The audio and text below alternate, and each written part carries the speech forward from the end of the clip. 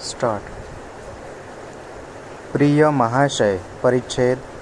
गेल्या काही महिन्यात जास्तीत जास्त ग्राहकांना आकृष्ट करण्याकरिता काही स्थानिक दुकानदारांनी आपल्या ग्राहकांना मालाच्या विक्रीवर देणगी कुपने देण्याच्या पद्धतीचा अवलंब केला आहे.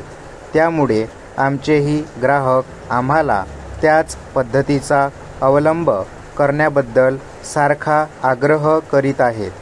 इतर दुकानदाराप्रमाणे आम्ही जर ग्राहकांना देणगी कुपने देण्याच्या पद्धतीचा अवलंब केला तर आम्हीही आमची विक्री तात्पुरती पुष्कळ प्रमाणात वाढवू शकू आणि काही थोड्या ग्राहकांना देणगी कुपनांच्या आकर्षक देणग्याही मिळू शकतील.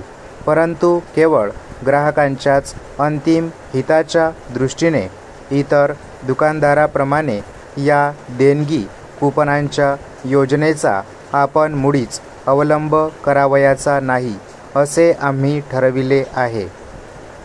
आमच्या ग्राहकांनी देखील अशा तऱ्हेच्या योजनेच्या फंदात पडू नये असा आमचा त्यांना मित्रत्वाचा व प्रामाणिक सल्ला आहे. कारण एकतर देणगी कुपन पद्धत ही लॉटरीच्या तत्वावर आधारलेली आहे.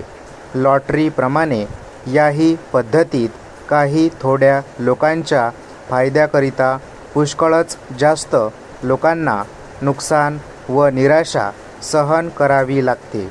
ही गोष्ट केवळ व्यापाऱ्यांच्याच नव्हे तर मानवतेच्याही तत्वाच्या विरुद्ध आहे आणि देणगी कुपने मिळविण्याच्या ईर्षेने ग्राहक आपल्या आवाक्याबाहेर जाऊन मालाची खरेदी करतात आणि त्यामुळे नंतर त्यांनाच आपल्या रोजच्या आवश्यक गरजा भागविताना अतिशय त्रास होतो. याशिवाय देणगी कुपनाच्या आकर्षणामुळे मालाच्या गुणवत्तेची किंवा त्याच्या खऱ्या किमतीची ग्राहक पर्वा करीत नाही आणि त्यामुळे ते स्वतःचे व इतरांचे नुकसानच करतात. परिच्छेद. देणगी कुपनांच्या द्वारे ग्राहकांना ज्या देणग्या मिळतात त्या त्यांना जणू काही फुकटच मिळतात अशी ग्राहकांची समजूत असते. पण त्यांची ही समजूत चुकीची असते. कारण वस्तुतः मालाच्या किमती तात्पुरत्या वाढवून दुकानदार जो जादा नफा कमवितात त्याचाच काही भाग ग्राहकांना देणगी कुपने देण्यासाठी खर्च केला जातो. या देणगी कुपन पद्धतीचा सूक्ष्म अभ्यास केला तर असे कळून येईल की साधारणतः 1000 ग्राहकांच्या मागे फक्त एकाच ग्राहकाला ही देणगी कुपन मिळत असते. याचाच अर्थ असा की एका ग्राहकाच्या फायद्याकरिता 999 ग्राहकांना नुकसान व निराशा सहन करावी लागते.